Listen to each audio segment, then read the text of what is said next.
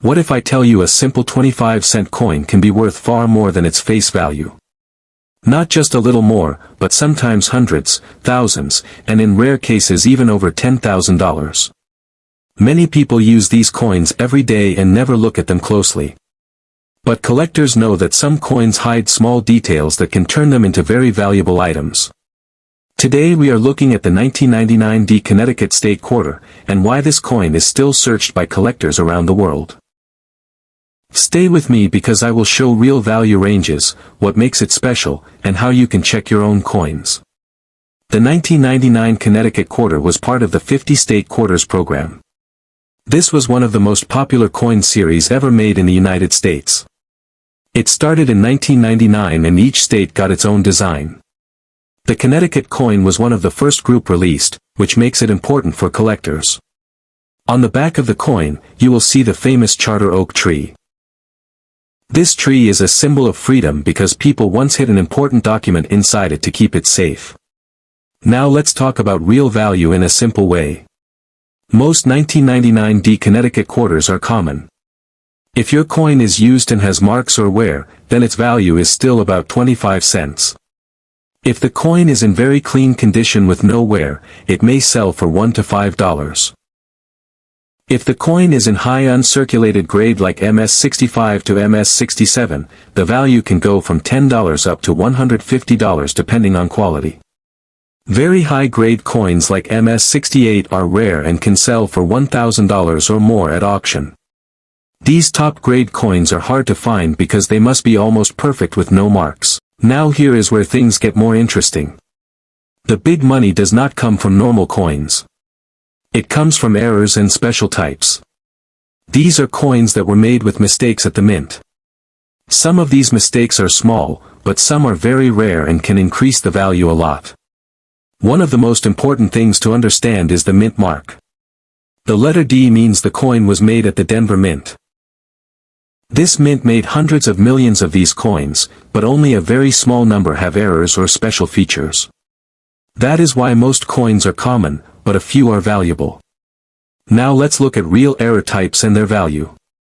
One known type is a missing clad layer. This means the outer silver color layer is not fully there. When this happens, the coin may look partly copper on one side.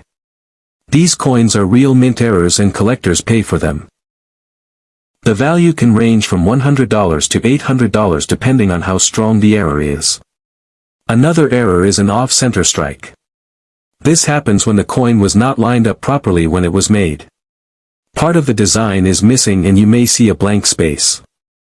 If the date is still visible, the coin is more valuable. Small off-center errors may sell for $30 to $100. Larger ones with clear design can sell for $150 to $400 or more. There is also something called a double die error. This means the design was struck twice in a slightly different position. You can see this in letters like Liberty or in the date 1999. The doubling must be clear to have value. Strong double die coins can sell from $100 to over $1,000 depending on how clear the doubling is. Another type is a die crack or cut error. These show as raised lines or lumps on the coin. Small cracks are common and may only add a few dollars in value. But large cracks or big raised areas can bring $50 to $200 or more. Now we come to one of the most talked about types, the experimental planchet. In 1999, the mint tested new metals for future coins. A few quarters were made on these test planchets by mistake. These coins may look gold or brass in color and may have a different weight. These are rare and can sell for $5,000 to over $10,000 depending on condition and proof. Not many of these are confirmed, so they are very hard to find. Now let's talk about how you can check your coin at home. First look at the color. A normal coin is silver with a light copper line on the edge. If your coin looks gold or very different, check it carefully. Next check the weight. A normal quarter weighs about 5.67 grams. If your coin is much heavier or lighter, it could be an error. You can use a small digital scale for this. Then check the edge. A normal coin has small ridges. If your coin has a smooth edge, this could be a sign of a special error. Also look at the design. Check if anything looks doubled, missing, or out of place.